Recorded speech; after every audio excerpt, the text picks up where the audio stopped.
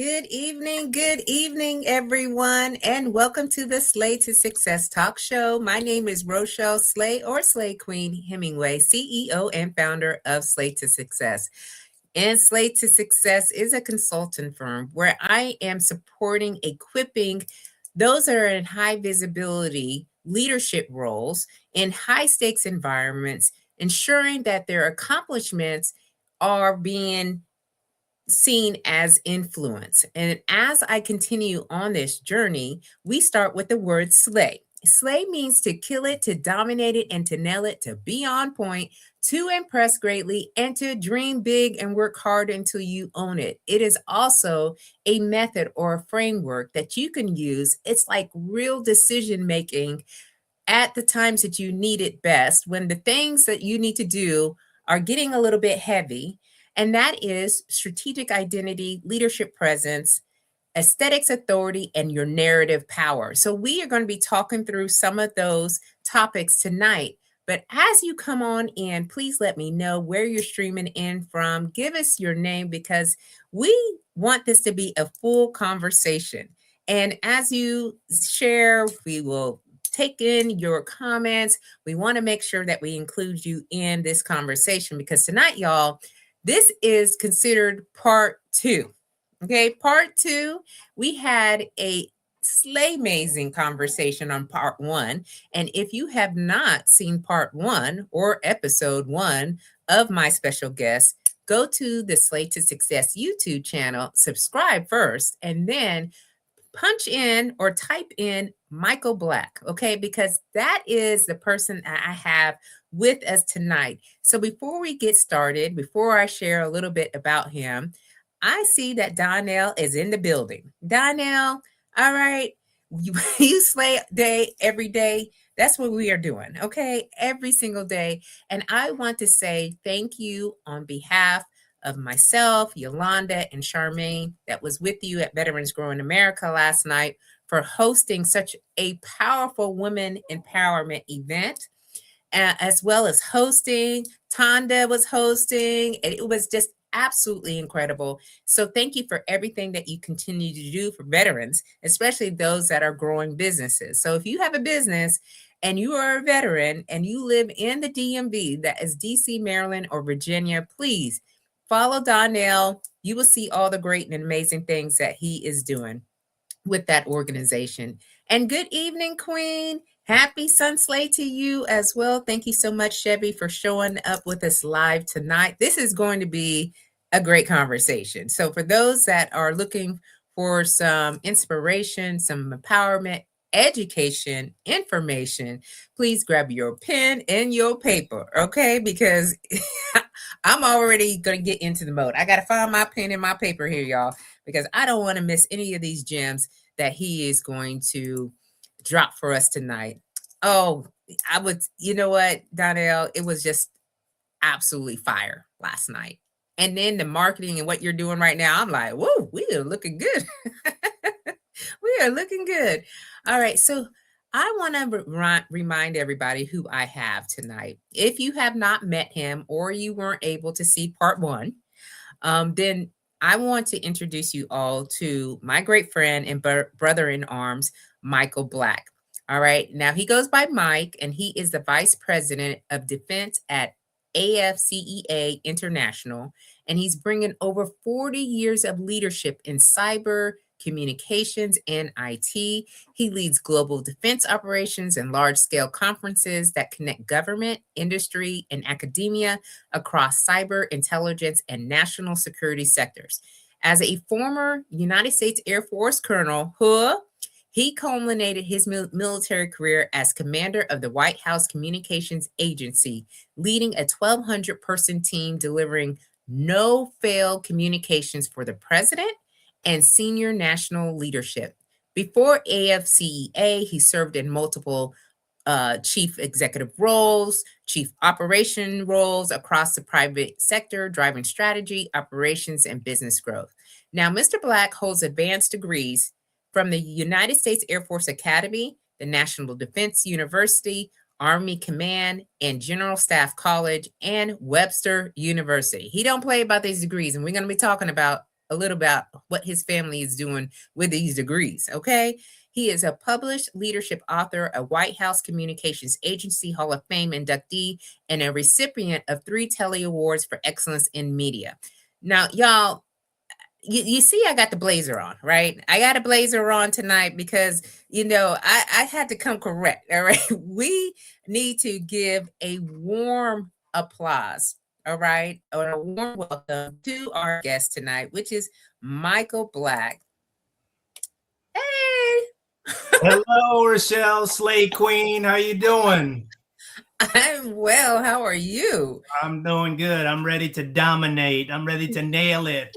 I'm ready to impress. I'm ready to dream, be on point, and work hard until I own it. Okay. I think you already there. Like, I feel like you are the standard. I don't know, like when we talked last time on the show, I was like, my mind just kept blowing up. I was like, what? Who? What? Oh my goodness! Like, this man is on fire, and I just want to say thank you because last night we were at the event. Yes, ma'am. So we were at, y'all, the Veterans Grow in America. I'm gonna say it again, okay? Veterans Grow in America, and they hosted a women's empowerment event.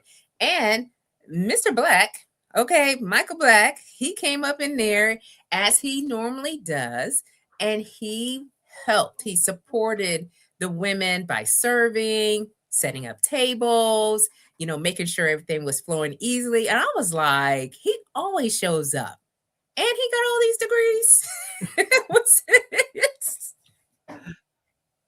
uh, so I just enjoy our conversation last time. So I was like, do you mind if we come on for part 2? Because y'all didn't have a guest. And so I just went to him and he said, yeah, I'm free. And I was like, okay, like, let's go. All right. That's what I like. Our community just, shows up for each other. So it's Sun Slay, okay, in the world of Slay Nation. And so I'm grateful that you are here with us this evening. So for the people who don't know who you are, just share a little bit and then we'll get started with our conversation. Well, absolutely. Well, first, let me just say that I put on my blazer because I wanted to be with you. I knew I was in the presence of a queen, and I had to do that. I also we talked a little bit beforehand because we were behind the camera, but I put on my pink shirt as well to represent with the Slay Queen. So I'm honored to be here. I thank you for asking me to be a part of this. It's you do some amazing things out here with your coaching and developing leaders, and I just honored to be a part of that. You said who I am. I mean, I spent 30 years in the Air Force, if you count my 4 years at the Air Force Academy, and I do count that. Entered the academy on 22 June 1981 and graduated on 29 May 1985. So those 4 years count for me. They didn't count for pay purposes in the Air Force, but they did count. I got a ribbon. I got a ribbon. I got a ribbon for 4 years of service, but development and the first of a few degrees. And then I spent 26 years. So 4 plus 26 gives me 30 years. As you said, culminating my career at the White House Communications Agency. Honored to be there to serve President Bush's administration, Bush 43, and President Obama 44. So an amazing opportunity. Came in as the deputy commander in 2007 after graduating from War College and stayed there until the end of 11. An amazing opportunity, to operate in a no-fail environment. Amazing teammates. Amazing soldier, sailor, airmen, Marines, Coast Guard, civilians, and contractors that were a part of that unit that really just did everything they could do to make sure that the president could be the head of state, chief executive, and commander in chief anytime, anywhere. So I watched the news in a whole different fashion based upon that assignment, and actually was just at the White House Communications Agency with the team this past Friday. They had their annual awards ceremony, and previous commanders get invited back. And Kevin Childs, Colonel Childs, is the current commander, and invited me to come back. And I was able to spend some time with some of the folks that I still knew that are there. Some maybe have come back. Some have come on as civilians. And then they recognize their all-stars and their Hall of Fame and the Lifetime Achievement Award and a Command Sergeant Major Ricky Wisher Award. So I knew most of the recipients Mm. of those awards. So that made it even more special, but honored to be back. So that was a long little elevator ride up of who I am. Hopefully I didn't go too long there. No, I think that was perfect. You need to give, the foundation, if you will, from where we're going to be speaking from, because some of the topics that we discussed earlier that we would love to engage with can give a sense of people, give the people a sense of where you're coming from. All right, Right. because you're working at the national level, if you will, and doing it for two presidents. So you have seen the ins and outs of how people work together, but also the stress that comes with that, because you're saying no fail, and sometimes that prevents people to move forward and actually do something because they don't know if it's going to land right or not.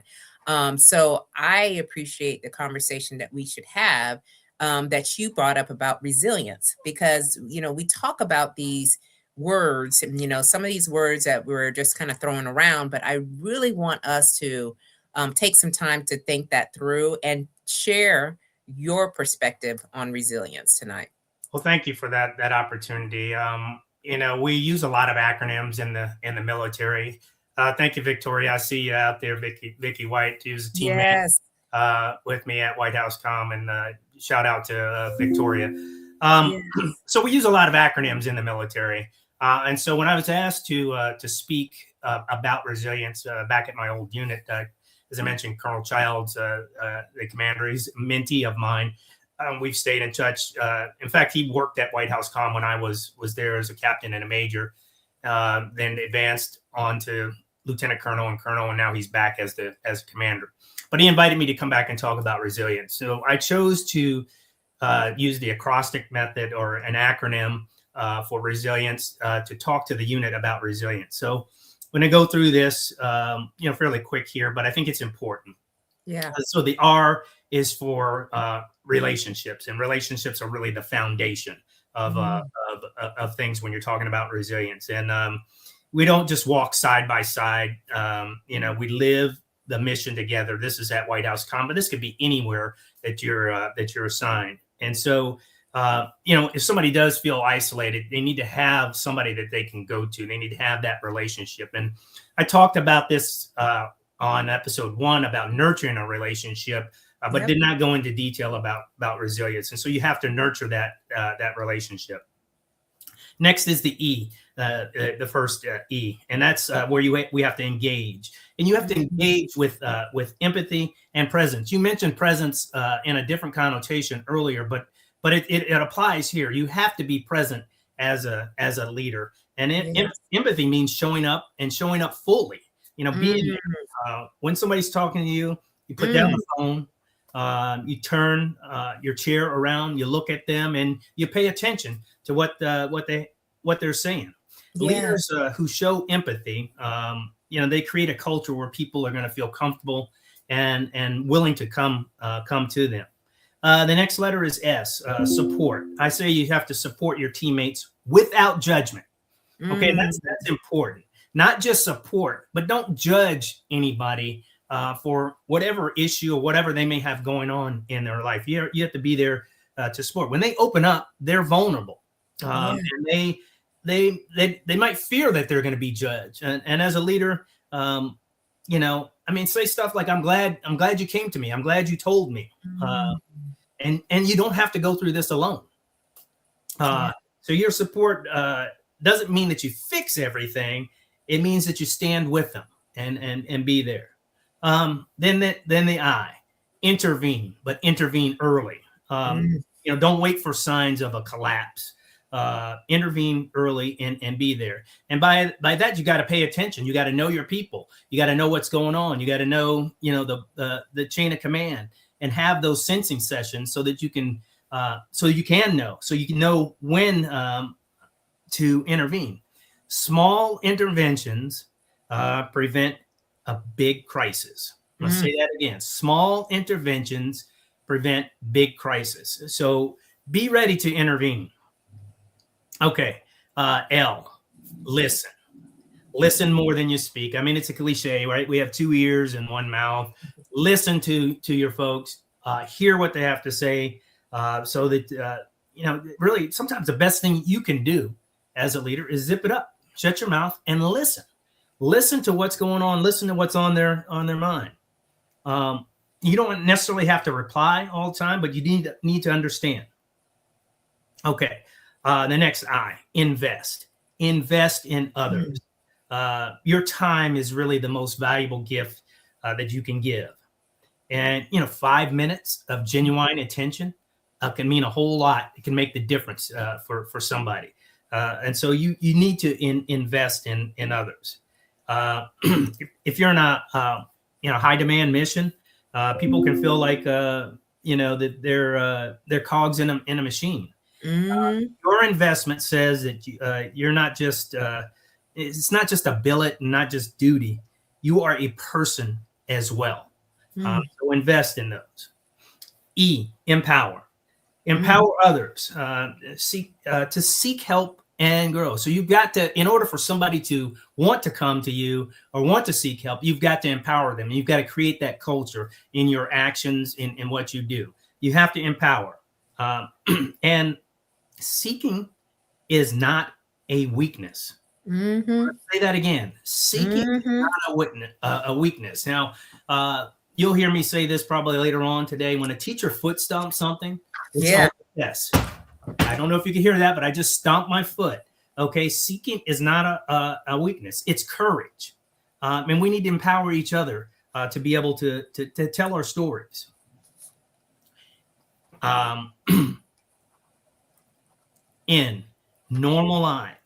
Normalize mental health conversations. Yes. Okay?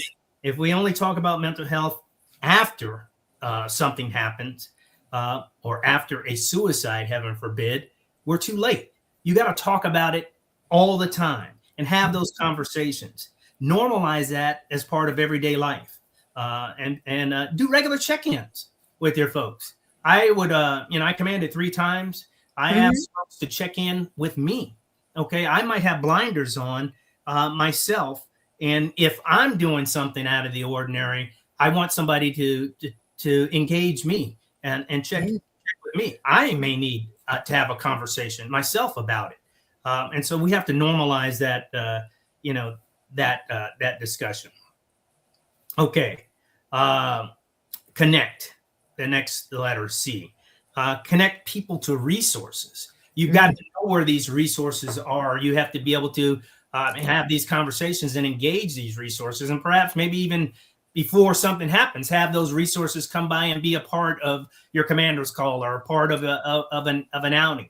But you have to connect people to resources to be able to give them help. Now, I want to also talk about my time at White House Comm, where through the help of Dr. Coleman, who was the physician, the president's physician, and Major James Jones at the time, and James Jones is a colonel now, we were able to bring a clinic to our spaces at White House Comm. Now, when you bring healthcare to people, they're going to seek it, they're going to use it. And that was probably, I would consider, of all the things that I was responsible for and did in 4.5 years at White House Comm, bringing that clinic to the White House Communications Agency is what Mike Black considers his biggest accomplishment. And today that clinic is still there for folks, and they bring in specialty folks throughout the week and bring the healthcare to people, people with resources. Okay, finally, E. Another E, endure and endure together. Resilience is not an individual sport. It's a team sport. We need to endure together. The bond that, for example, that I had at Wonka is rare. We talk about, I don't know if you can see this badge right here, this miniature presidential service badge. Yeah, I've seen it in person, actually. Yeah.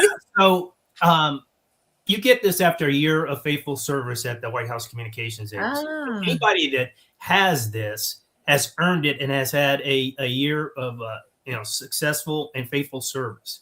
And so you have that bond with that with the folks. As an aside, I wear this almost every time I have on a blazer or a suit. This I call this badge the miniature presidential service badge, the master key. This opens up every mm, single door that I don't have a key for, and I mean it will. I won't even ask to have the door open. People will open the door. I mean that's a figure of speech. People will open the door when they see this because they understand. If they don't know what it is, it's that distinguished looking. A lot of people do know, and they know that you somehow served in the executive office of the president. But I was mm. giving this talk to folks at White House Com. So really, in closing on resilience, everyone has the power to make a difference. Remember those, that acronym. And relationships are the foundation. This is the Yeah. foundation of this resilience. Uh, what kind of I questions you got have on I that? got a lot of comments and questions here before we start going to the next. First of all, okay, thank you so much for sharing because that's a lot for us to start to think more through. And we're going to talk a little bit more about it because we just need to. So we've That got must be Lionel Scatliff. Okay, yeah. he was a sergeant major and an acting command sergeant major at White House Com. Oh, okay. Well, thank you so much for being here. He got your handle there. Yep, Check yep. the mic. Well, Uh, I have to. I'm gonna call him out. I sent him this. He is a faithful supporter in all this, but he said, "Hey, this is on at the same time as 60 Minutes." I said, I said, I said, CBS or check the mic. So he put check the mic. He got 60 Minutes in the background. So Right, don't let him right. fool you, right? He's Scat, watching both. Scat is one of my main supporters, and he's always there for me, and I appreciate him. He was at the ceremony on Friday, and is just an amazing individual. Well, that's awesome. Thank you so much for supporting and being here on this show. We appreciate you.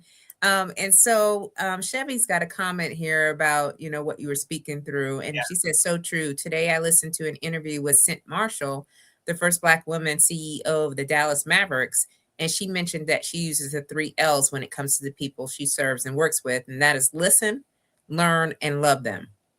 You amen. know, so when you were talking about listening, I think, this world is so fast to respond. Okay, Right, respond to any old little thing. And so people already have it in their mind of what they want to say halfway through a conversation and they're not even taking in information. They're registering to here's my comeback, right? And right. so you miss information. I know when I started out, really looking at how to refine my leadership skills, that was one of the skills that I had to develop. Is to do a lot more listening and less talking. And then Yolanda Rayford, and I'm sure you know her from the Blue Yeah, Star Families, yes, she has her acronym, which is WAIT, and which is why am I talking? right. I like Right. And then me too. I was like, that's just to take a pause and to think about like why you have to like take up space with your words when you're supposed to be listening and taking in because those clues are important.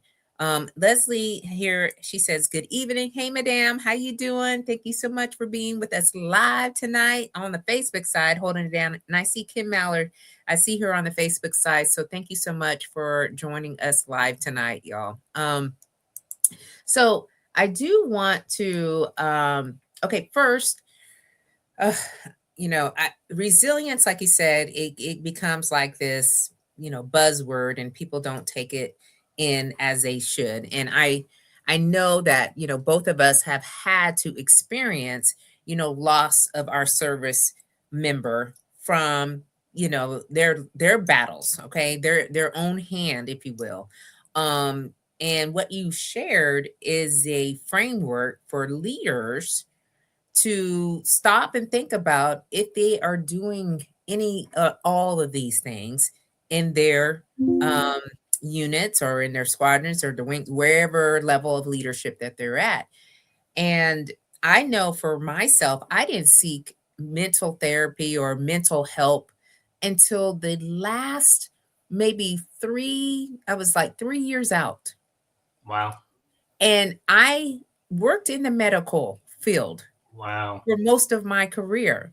I was always that one that says, I'm good. Okay. Like I'm strong. I can handle this. I'll just, either suffer or, vent elsewhere when I get home. But I didn't realize the compound effect that it was having until I sat down and I was able to release and just let, my therapist at the time know, like, I've had some serious trauma. Right. And and it has affected my ability to lead at the highest level that I am asked to lead at. Yeah, So, I applaud you for for doing that when you did. I think it takes courage, uh, mhm, to do that, and sometimes people may feel that there's a stigma mhm, associated with absolutely. seeking help and that kind of stuff. I think we've gotten a lot better in all of the services in that and not associating a negative stigma or a stigma with somebody that is seeking seeking help and that kind of thing. You made me think about one thing. We talked about this before, but I just want to hit this one more time.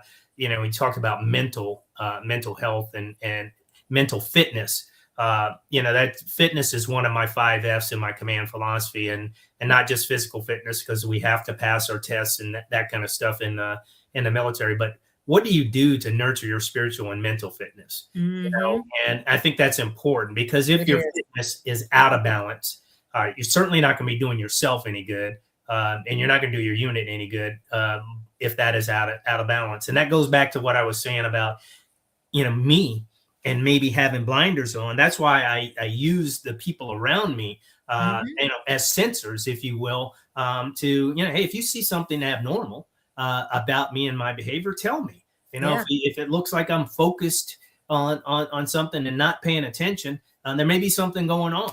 yeah, So don't be scared. To to tell the commander, tell your yeah, boss that um, I see that you're acting different, and I just want to know, are you okay? Are you okay? yep, yeah. And when you create that environment, and the word was used last night at the event, was the psychological safety or psychological space that you as a commander have created for the unit to call you out, pull up to you to say, hey, we've noticed you're acting a little bit differently. What's going on? Or is there anything that we can help with you? Because we're, as leaders, sometimes people think that we are um, infallible and that we don't have feelings or we don't go through our own challenges. And so, they chalk it up as, well, that's just what, they have to deal with. Right. Right? Yeah. And so, but it is the fitness part of it. When you mentioned the spiritual and the mental, and we talked earlier before the show, how we both went to church today. Right? Yes. Not everyone, will have this as their component of their spiritual mental fitness. They have to find out what's works best for them. And I know for me, being in a sanctuary with other people who are looking for, their cup to be poured, because we pour into a lot of people on a regular basis outside of the uniform. We've had continued service. Right. And so you need to have something in order for you to find that there's something bigger than yourself, right? And so that's what, I know that's what I constantly go back. I want to be fed. I want to learn more about how to be more Christian like, or how to be of service.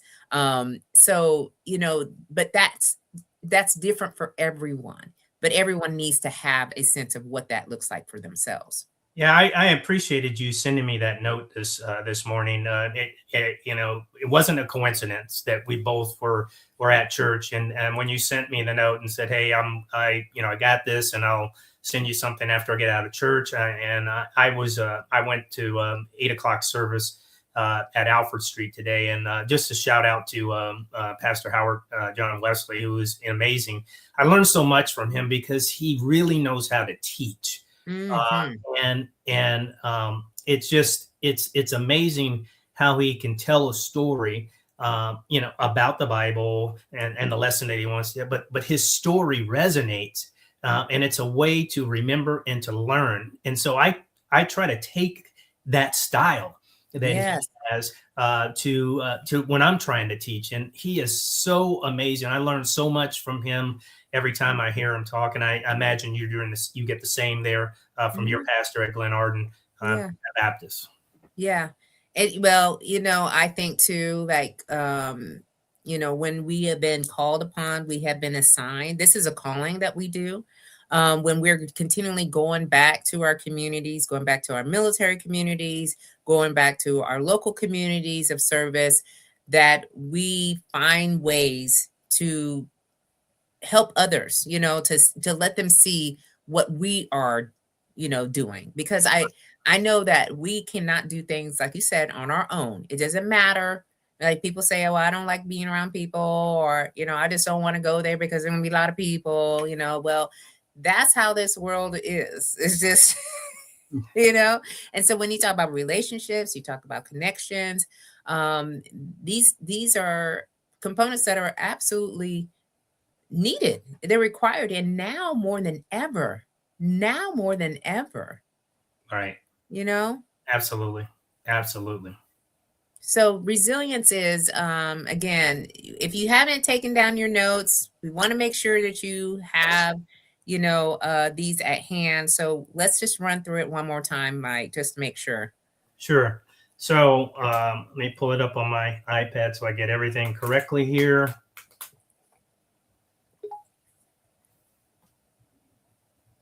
So I So know, go ahead. resilience is an acronym, or using the acrostic method. So we start with R, okay, and that's the foundation, relationships. Okay, so that's the first letter. Then E, engage with empathy and presence. Then S, support your teammates without judgment. I, intervene, not only intervene, but intervene early. L, listen more than you speak. You've got 2 ears and 1 mouth. Listen. I, invest in others, invest in your teammates, invest in your people. Empower. E, empower others to seek help and grow. Seeking is not a weakness, it's Mhm. courage. N, normalize mental health conversations. Okay, if we only talk about it when there's a problem, we're too late.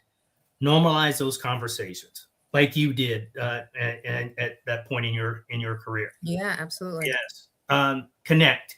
Connect people with resources. We have all kinds of resources out there. And let me just give a plug out for one resource. I think we both know this gentleman, Miguel Sierra, Hmm. that works a program out there at Fort Meade. I actually uh, talked to him before I put my talk together, and Hmm. shared my acronym and acrostic with him, and got his professional advice, because this is what he does for a living. And Yes. so I was really appreciative of that. So connect people with resources. Endure together. You are not alone. It's not a cliche. You are not alone. Okay, endure together.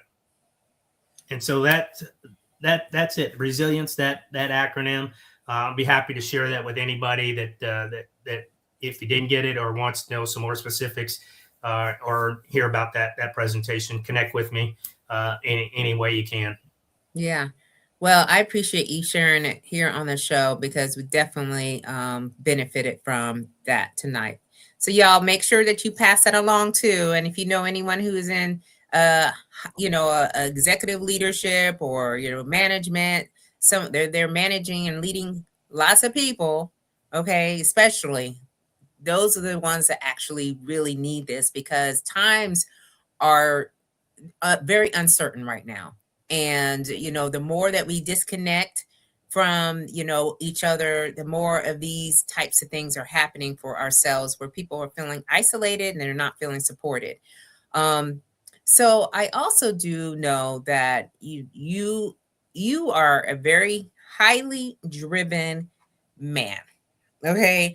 I have seen you like here, there, and everywhere. Y'all, his tagline is current situation. If you have seen his LinkedIn post or his Facebook post, that is the first thing that he starts out with. All right. Current situation. It's like the White House. All right. And I'm just like, I stop what I'm doing. Like I'm scrolling. I'm like, okay, wait a minute. Like, let me see. And you show your full life, right? You show from when you're doing presentations, when you're at your job, at certain events, as well as your family.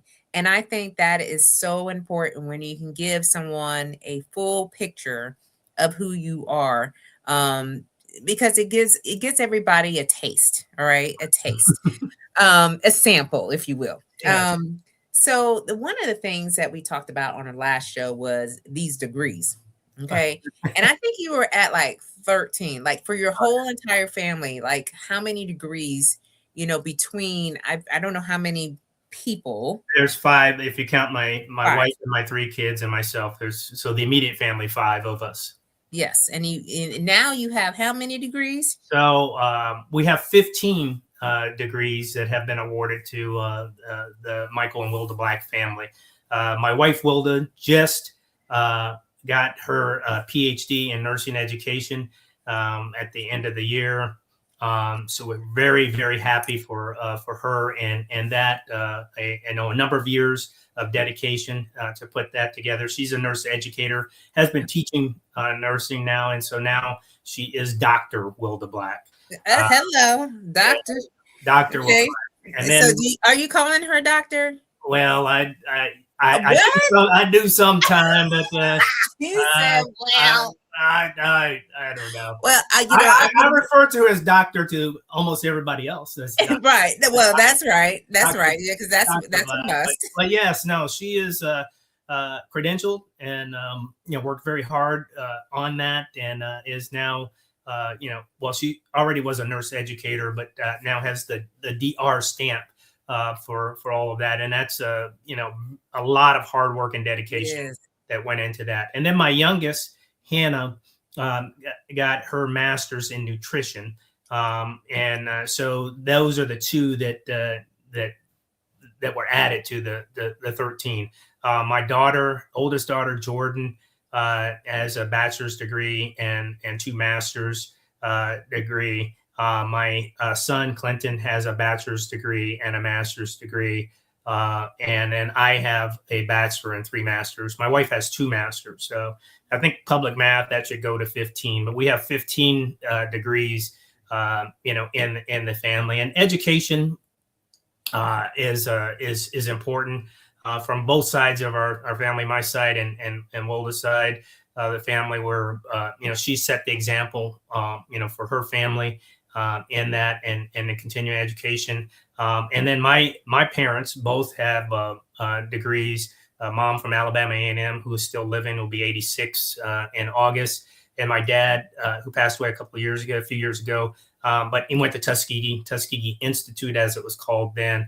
And so I had that, example, from my parents. And I have 2 sisters that both graduated from Howard University. So it wasn't a question of whether or not we were going to school or going to college. It was where are we going, and that kind of thing. And I will foot stomp again. I said this before, but my grandparents on my dad's side, they visited Tuskegee Institute at the time and saw the statue of lifting the veil of ignorance, and that's where they decided that they would like their kids to go. And so 6 members of the Black Billy and Owita Black, and I believe your grandmother's name is Owita as well. It is. It was, yeah. Owita. Yes. Owita, Billy and Owita Black. So 6 of them went to Tuskegee, and a couple got PhDs there. A nurse, a senior postal person, a colonel in the Army, and a teacher. And so you had all of that around as well. And stuff like that is contagious, right? I mean, it just if you see people doing excellence and that kind of stuff, Mm. you want to emulate that as well. And just another shout out for mom who did all of my work for me to get to the Air Oh Force. yeah, I remember you telling us. We filled out all the paperwork for that, and so mom got the appointment. I just went in her stead. Yeah. Yeah, and that's good that you say that. All right. Because she's probably like, I did all this work, this Yeah. pre-work, but you know Yes. what? It says a lot about your family. It really, really does. Because, in times where we always think about, okay, there's a lot of options. There's a lot of options for you, for your future. Right. But I know probably your family is the history, right? It's the legacy. It's the, what we were not afforded to do at one time. All right. And now it's you take advantage of all of the ways that you could grow, expand, you know, your learning, even, your status. All right. Because our husband, not my husband, I said my husband, okay. My husband is a doctor as well, and he got All his right. doctor's degree. And so he knew the importance of studying, and he wanted to change the trajectory of the family line. Right. So now you I have a master's degree, he's got his doctor's degree, and that is the example, right? He's showing, and we have just the one son, and showing him, hey, but it's bigger than that, because even though your immediate family is having the degrees, it's all the others that are attached to the family of understanding it's possible. No, It's absolutely. I possible. mean, it definitely is, and we preach that to our family, to our nieces and nephews, and that kind of thing. As I may have mentioned earlier, I think before we came on air, my sister-in-law and brother-in-law, they have two children that are both one graduated from Howard last year, and one is going to graduate this year.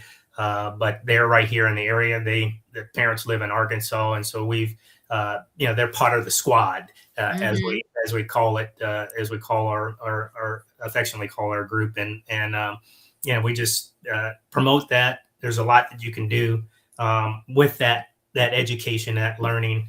The tools that you can put in your toolbox, and I've talked about this before. Today, the toolbox is really something like this phone. I mean, there's That's so much right. stuff that you can put on the phone today, and so you don't have to have all of these papers and folders and that kind of stuff. And so I just try to gather knowledge all the time. I'm constantly taking notes, writing on my notes when I hear something, when I hear people speak, just to put that in my repertoire. I wrote down weight again. Yeah. I want to, why am I talking? I like that. That's something that I'm going to add, and I'll attribute it to, what was that, Les? Is Yolanda. Yolanda. Yolanda Rayford. Yeah, Yolanda Ray. I will attribute that to Yolanda. I'll get Yeah. some information about her when we get done. But I really like that. Yeah.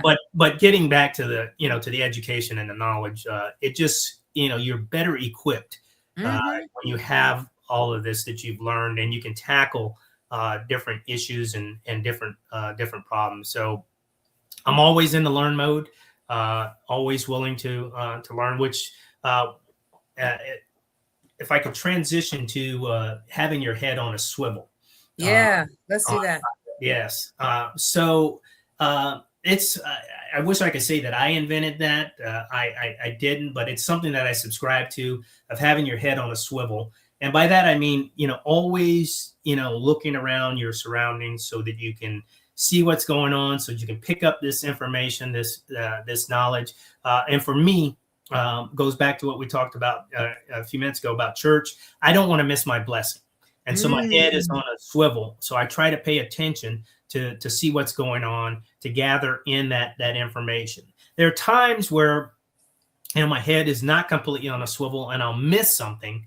but the good Lord will present that to me again at another time, and Yeah. I'm so thankful for that. But that's why I have my head on a swivel. And so, if you're with me and you see me always looking around, I mean that is so I don't miss my blessing. I try to see everything that's going on. I mean, and some good things happen. When you have your head on a swivel. I had my head on a swivel in Orlando. Couple Novembers ago, and Magic Johnson walked in the building because I had my head on a swivel, and, Yeah, there and you go. because I Yeah. was looking at him when he was having his meal. We actually got a chance to talk to him afterwards. He came over and talked to our family. Those are the kind of things that happen when your head's on a swivel. This Yeah. past week, at a conference I was at, we were staying at a hotel in Pentagon City, and I got to meet um, 5 living Medal of Honor recipients. They Oh, were wow. at the hotel, and you talk about just like invigorating. First of all, to know what these folks have gone through Mm. to receive that. I mean, if you look at what's required to receive that, but to meet um, 5 living. I met the youngest living one, Kyle Carpenter, 36 Mm. years old. Happened to get on the elevator the same time I did, and because my head was on a swivel, I was drawn to the Medal of Honor that Wow. he had around his neck. Yeah. I had a conversation with him the night before, 2 nights before. There were 4 of them at the same restaurant that we were at, and I saw a medal on one of them. And then through conversation, I gathered that the others were that were with them were Medal of Honor recipients. There were 4, and of Mm. that 4, there was a gentleman that was 100 years old that received the Wow. most recently received the Medal of Honor at the last State of the Union. Yeah, I saw that. Royce Williams. He was on a classified mission that finally got declassified, and Mm. he received that. But those are the kind of things that happen when your head's on a swivel. You don't miss those things, and that experience. I can't tell you what that did for me and that experience. I had met a couple of Medal of Honor recipients in the past, but I think I'm up to 10 Medal of Honor recipients that I Mm. have personally met. And capture that information and put it on my phone. There's Yeah. 80,000 pictures on here. That's why you see all those Listen, yeah. those You got it bad as me. all those current situations. But having your head on a swivel will make sure that that you gather information and that you can continue to learn. Yeah.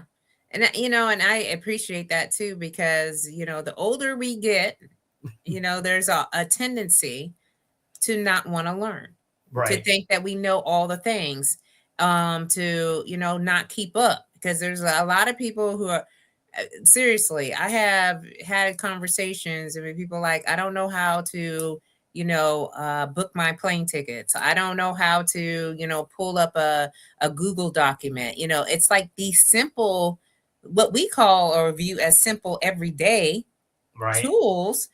For others, they struggle because they're like, oh, I don't need to learn that. I don't need to know that, and now everything's going to digital, which this is now going to go into the other conversation that we wanted to have, Right. which is about AI. Okay.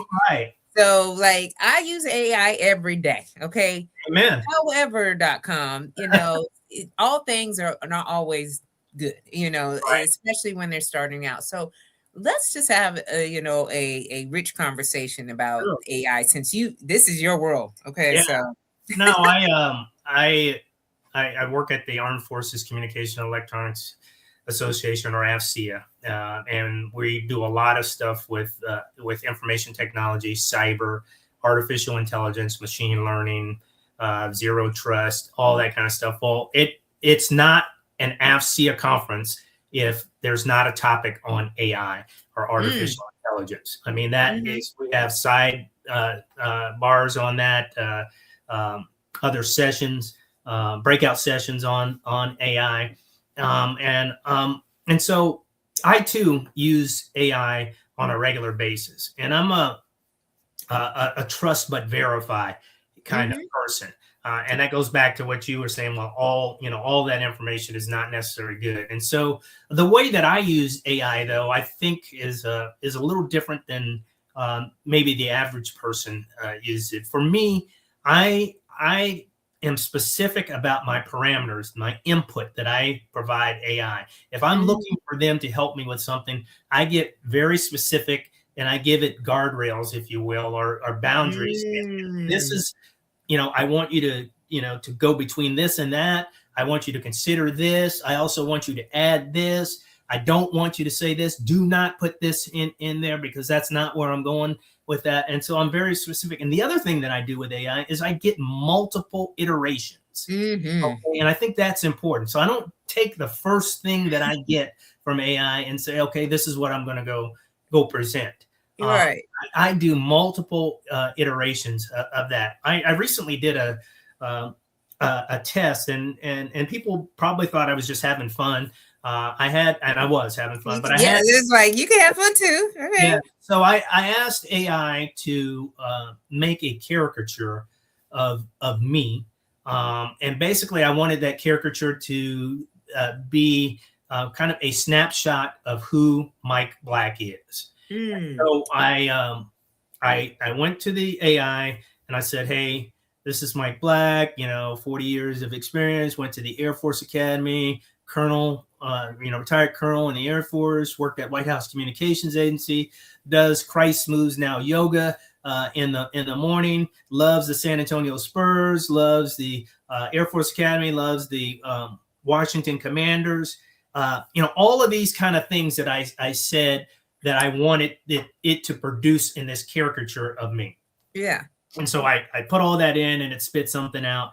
And of course, I'm not happy with the first thing that it was, it was not what I was, I gave it a couple of pictures of myself and, all of that kind of thing. So no kidding, probably after about, the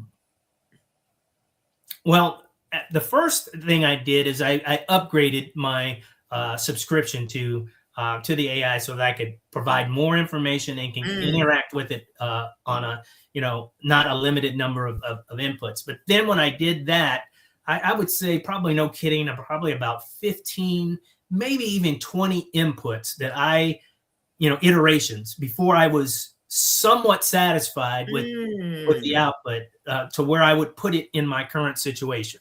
Right. Okay. So and again, I was having fun with that because there was a lot of people doing caricatures and I was like, oh man, those are cool. Those look good.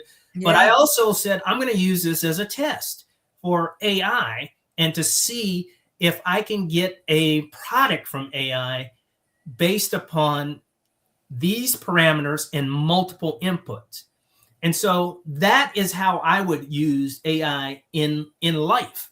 If I'm looking for AI to help me put together something, I give it multiple iterations. I'm pretty strict on the boundaries. And then, I tell it if it spits out something that I don't want or I'm not going to use, I tell it, do not include this in future, iterations of this. This is not what I'm looking for. Now, the AI tool that I use, it now knows me because I do it, on a regular basis. And so it'll say, hey, do you want me to spit this out as if you are Colonel retired Michael Black, former commander of the White House Communications Agency, current vice president of defense at AFC International, and, all of this kind of stuff. So it knows me, it learns, Yeah. and all of that. And so that's how I use AI. So the big thing about AI for me is that AI helps me. It helps me be a lot more efficient in things. I'm all for giving me the 85, 90% solution quickly so that I can sit down and work and refine this. Maybe even just take parts of it and still use my own input, the human input to come to a final decision on the product or the information. That is how I use AI, and all of that I validated, if you will, in my use with a test of, okay, let me have this tool present this caricature. The final product was pretty good. It had me. It showed John A. Andrew Hospital, historic teaching hospital at Tuskegee on one side of it. It had the White House on the other side. It had a colonel flag. It had the Air Force Academy. It had me kneeling down doing yoga. That's something I do every morning for about the last 5+ years. Uh, Hmm. Now it had emblems for the Air Force Academy, the Washington Commanders, San Antonio Spurs. It had check the mic on there. All of those things were on there, and so I could present that. I could give that to somebody and say, "This is who I am." You know, Hmm. just and use that even as a talking point. I could put that up if somebody says, "Who is Mike Black?" I That's right. could put that up, and I could talk through everything that's on there, and that'll give you a brief history of who I am. You can do Yeah. that same kind of thing with whatever you're looking for, whatever you're tasked for, and use that. And it saved me tons of time. Hmm. That's how I use AI. So very Yeah. long answer your question. I'm a fan of, Yeah. of AI, Yeah. but this is how Mike Black uses it. Yeah. Well, I appreciate you sharing that because, AI could be a scary monster for a lot of people. And Yes, some it people can. just don't know the prompts to put in and how to, you know, uh, rewrite or, kind of give them those limitations so that they can get to the truest form of answer that they're looking for or product Right, that you're looking for. I know in my daily use, I use it for narrative power. Like that is what I share with the clients that I use that come to me because part of your the visibility strategy is if I could stop at your post right, and read your post and know exactly what you're trying to do and I know for the tools that the AI tools that I use, that's what I try to achieve and it works. right, It works, but when people spending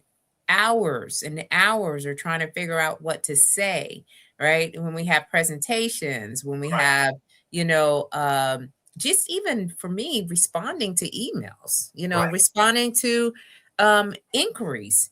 right. I want to be as professional as I can, but also to make sure that I'm addressing what they are asking me to address. Yeah, And it does. It takes several iterations. I never go with the first one because I'm like, that's not it. I need a little bit more here or maybe less here. right. Um, Yeah, and probably what I'll do is I probably will follow up with you because you have you've mastered that from the narrative aspect of things, and I would like to learn from that and add that to my toolbox and my repertoire of things, and I appreciate what you do because you have an excellent product in what you present. Thank you. I try my best to stay within the brand, Right, right? So the brand does not take legs and run off and form into something else that I don't want it to right, be. All right. So, uh, but I think that's for any of us that are using any of the social media platforms is, we all have a personal brand and your brand, speaks. There's so many things that if someone to describe me without me knowing you, the first time that I meet you, it would be on point, right? And that is what people are trying to achieve nowadays because there's a lot of people who are copying and pasting. right, And they think that is the way because a lot of people are using it and they're finding their success. But I know for us that are wanting to make meaningful impact in this world, it has to be human connected. right. So we don't allow AI just to take over. All right, is a tool that we can use to refine. Yeah. So You I said absolutely love that. you said something about brand again, and I know we've talked about that, but I want to foot stomp for you in your brand and really what I get from your brand, and I love the story of how Slay came about. I remember you. I've heard you discuss that more than one time, and I've read that. But every time I see the word Slay or hear the word Slay now, the first thing I think of is the Slay Queen, is Rochelle, and I mean really, to kill, to dominate, to nail it, to impress greatly, be on point, and dream and work hard until you own it. I mean that is the brand. of the Slay Queen and Slay to Success. And I think your brand, you work very hard on developing your brand, because your brand defines you and all of that. And I love what I see in the Slay brand. The other thing I wanted to do Thank is you. go. Oh, you're welcome. Go back to our discussion last night, or my presence last night with you and Yolanda and Charmaine. I really want to just give a shout out for you three ladies who put that program together. And I did, in my head, I'm thinking, you guys are all, retired E9s, two chief master sergeants and one command sergeant major. And so, 9 times 3 is 27. So that's Mhm. E27 that you have in that room of knowledge. And I will tell you, I mean, I was sitting at the high stool behind the cash register, and I was taking all that in from what you guys were teaching that group and empowering the women. And then if you add, Donnell, in there, he's a retired command sergeant major, E9. That's E36, and so the power of your careers, Mhm. and the enlisted leaders, then what you bring to the table is so important, and it's a big part of who I am and what has shaped me in my relationship with the senior enlisted folks that were a part of my team. I still regularly meet with my battle buddy, Mhm. Gerald Williams, Command Sergeant Major Gerald Williams, who was the Command Sergeant Major at the White House Communications Agency when I was there. I also talked to Willie Clemens, who replaced him, who was also my Command Sergeant Major.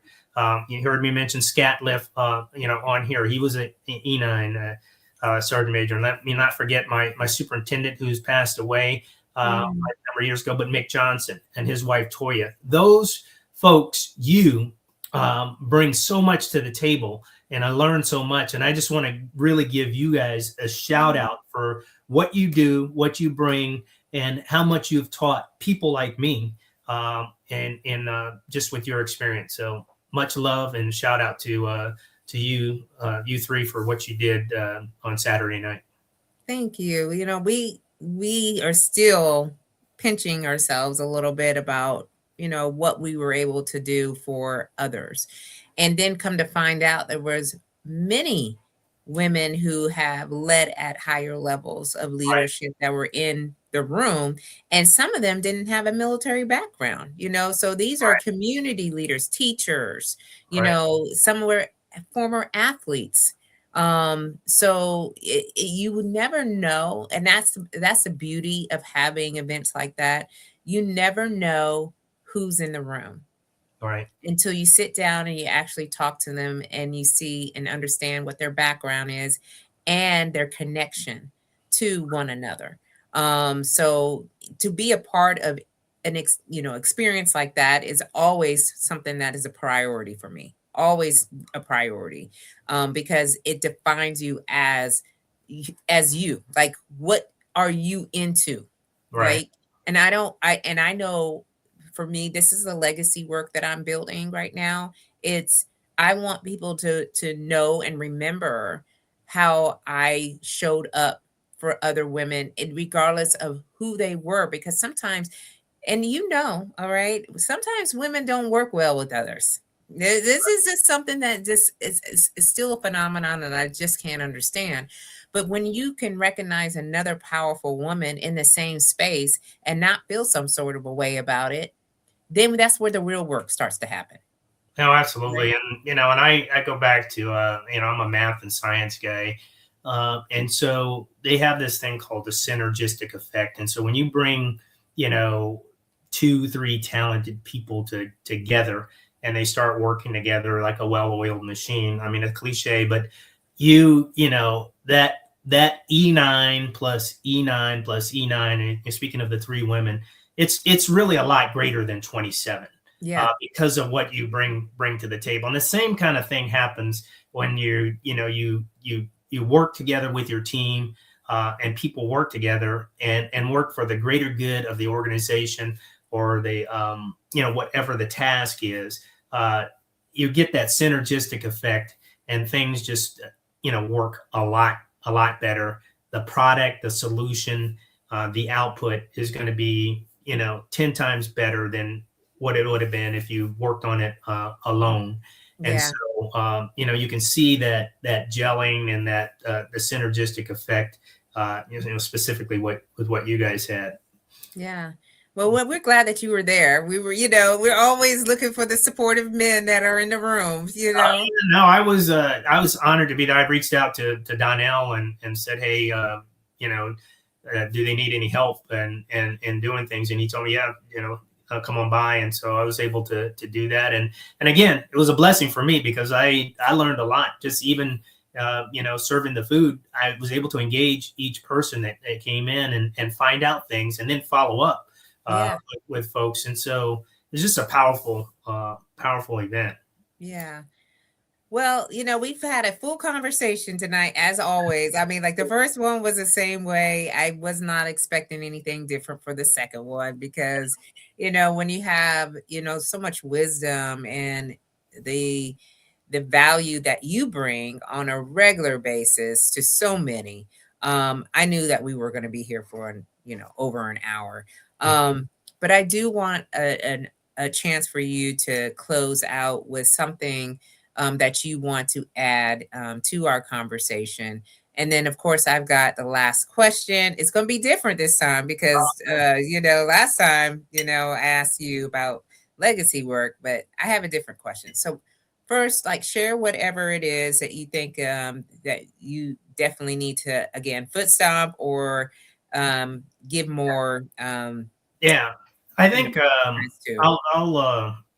I'll hit a couple of things here. So I definitely talked about the head on the swivel, and that's something that I believe and subscribe to. And so always have your head on a swivel so that you can receive your blessings, so that you can pay attention to what's going on.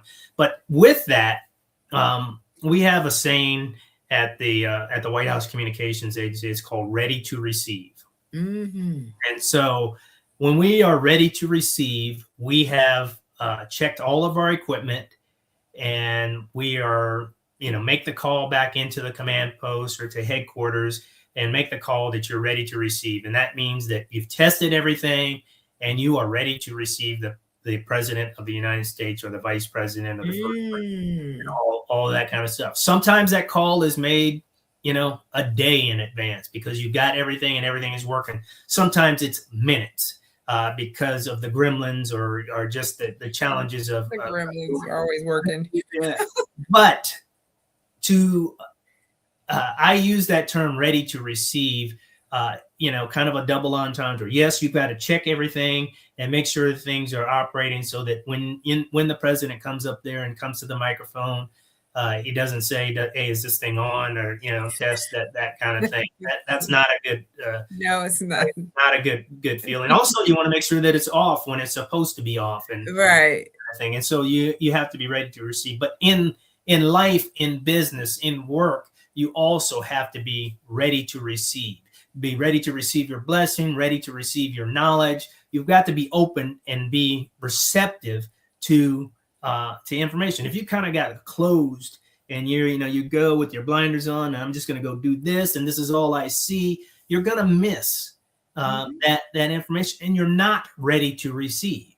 And so I think it's important to be ready to receive. And I use again that analogy. I got that from my time at the White House Communications Agency. It was developed well before I was there, but it is something that I subscribe to today. I try to make sure that I am ready to receive. Yeah. Well, it's a skill. It's a skill, and sometimes we don't really see ourselves in a place. Our minds are wandering somewhere else, and we're just not focused. And it happens to everybody. It happens to everybody. But having that phrase, if you will, ready to receive. Now, I'm going to remember that because I'm going to be acting like I'm the president. Okay. It's There like, you go. There you go. I would put myself in the position of being the president, be like, I'm ready. Like, is everything ready up in here? Right. you know. Right. But I think we got to check ourselves Yeah, on a absolutely. regular basis. Um, so, last time I asked you again the legacy question, but I know that you're working on a book. And I Yeah. know you spoke about this on the last show. Right. So, where are we at? Okay, Right. what stage are we at with the book, and what are you looking to do or to uh I don't know what is the reason Right. and the results, if you will, of the book? Like, what do you want that to be? Yeah. So great question, and I appreciate you asking that, and that definitely keeps me honest about what I am said I was going to do, and that kind of thing. So, in library terms, the book is still overdue. Uh, it Okay, I'll take that. it should have been done already. But what I did commit to myself this year is to really hopefully make significant progress, if not finish the book. And so I'm focused on that. What I did use is last a little over a year ago, we I put together this. I wrote a chapter in this book. I don't know if you can Oh see. yeah, Bakes Go Boom. Yeah, based on Yeah, book. so you got the yellow one. I'm in Yes. the black one. Yeah. So we both have written chapters in this book, and Dr. Xavier Bruce, put together. I'm in chapter 4 of this book, and I use this book, and basically the way that X was asking us to contribute. I use this as an impetus for me to do some Mm. sort of outline and a portion of chapters or chapter that I'm going to do in my book. And so I've got quite a bit already written based upon what I prepared for this and what I ultimately used for this. And so I'm thankful that Dr. Xavier Bruce gave me the opportunity to be a part of that. And again, that's in volume 2. What do I intend to do with that? Well, I have talked a little bit about this before content. A young troop told me, your the messages that you put out has good content, and so I want my book to have good content. I want it to be a tool for people, not just to document, a life story, if you will. Although things that have happened in my life are good teaching moments and good tools. But putting that together and documenting that, shortening the learning curve for those that follow, but also capturing information. I feel again, 40 years in the workforce, 30 years in the Air Force. That 30 years in the Air Force was a leadership laboratory. I Oh was yeah. in the laboratory for 30 years, getting exposed to all kinds of leadership opportunities. And it's what you do with those opportunities that Mhm. define you. And when you build upon those based upon your coaches, your mentors, and your sponsors, and the experiences that you have, and then you can capture that and share that with the next generation of folks. I mean, there's nothing that gives me as a former commander more satisfaction than to see the folks that follow me, both Yeah. officer and enlisted, excelling Yes. and doing things faster Yeah. and better than I did, because I was able to give them some guidance and some experience. And so that's what I hope for my book. I'm a big fan of books. I mean, I've read your book, Yeah. at least one of your books.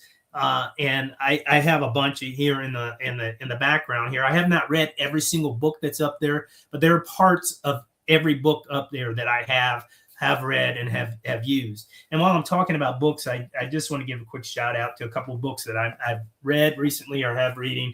Blind Attraction to Certainty, written by a classmate of mine, Chris Moreland. Great book.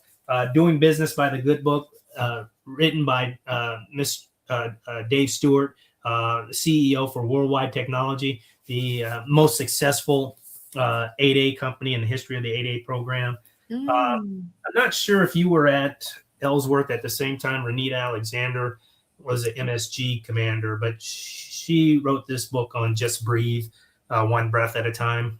I think I actually have her book. Yeah, yeah, it's a great book. It talks Yeah. about different breathing techniques and kind of a 4 count breathing exercise, and breathe in positive thoughts and breathe out negative. I use that in the yoga class that I'm in, and that works good. And then finally, the last book that I'll just give a plug to is A Soldier's Life, Mm. about the 688 postal Yeah. company, and all the things they did. And Edna Cummings, retired colonel from United States Army, wrote that, and was the impetus for them receiving the Congressional Gold Medal. Yeah. And so books are good teaching tools and teaching moments, and so that's what I want to do with my book. I want my book to be a tool, for somebody, just like these books are tools for me. That's awesome. Well, I am most positive that you will finish this book, and I'll be the first one to buy the book and to read the book and to share with everyone what I have learned, because it's important. I feel like everybody's got a book in them. Leslie, Absolutely. yeah, Leslie George is here, and she helps women to publish their books on a regular basis, because when we're gone, long, long gone, there is something about having an evergreen product, that people can go back to and learn from and pass on to the next generation. And the people that you're supposed to be writing it to would benefit from it, because not every book is for everybody. Right. So, so I absolutely love that you're taking that path as well. And I'm looking forward to seeing this book, in the future. Thank I'm seeing. you, thank you. I mean, this is, hey, I'm paying attention. My head's on a swivel. This is that was last night. You asking me to be on the show was another kick that I needed to get busy on this book, and I'm paying attention. I mean, Yeah. that was the good Lord talking to me, and He knew this was going to come up today, and so I got Yeah. that song. I got work to do. Yeah. Hey, they get to work, all Yeah, right? Because and I always feel like these thoughts or these ideas just don't come out of nowhere. right. They're planted for a reason, and so we have to see it through. Yeah. Regardless of what we may think about it or what others may think about it, there's a reason. All Yes. right. So, um, love that you were here as a guest for the second time. Okay. Yeah, So, 2.0. part two, Yeah, y'all. Okay. 2.0, if you yeah. will. If you haven't seen the first one, please go back to the Slate to Success YouTube channel and view it, okay? Because there is a lot of other gems that were dropped in that episode, that you want to now like connect to this one. And also, we're going to be back here, okay? Not next Sunday, because guess what next Sunday is, y'all? It's Easter. Okay. So we will not be back here on next Sunday, but we'll be the following Sunday. So I'll make sure to post that out so everybody can see that. But until then, okay. Oh, let me take a pause. I don't want to miss out on saying a shout out to those that came with us on live today. So we had Donnell, okay, Chevy, Vicky, Victoria, she's with the building as well. Lionel, Right. and that was all on that. And Kim is viewing in as well. So thank you all for being here, a part of this conversation that we had tonight. And share, share, share, share, share. Make comments if you come back for the replay. Put in hashtag replay, and keep on slaying until you Amen. can't slay no more. All Right. right, Own it. that's all we When got. you own it. And you got to own it. All right, Right. take control. Yes. And we want to make sure that everybody is accomplishing what they said that they said that they wanted to do. And Victoria said, "Can't wait to read the book. Good luck to you in your writing journey." Yeah, I appreciate my teammates, being there. Victoria, Vicky was a great teammate at White House Com, and she's doing big things in her own right. Oh, So she is. I yeah, met her like yeah, a couple of years ago. right, And yeah, when she told me what she does on a yeah, regular basis, I right. said, No, this is an angel, okay? yeah, Because the work that she does it's intense and it's emotional. But somebody's got to do it. And amen. so she stepped to it and she does it flawlessly and Yes, effortlessly for our family. So yes. um, I love that for her.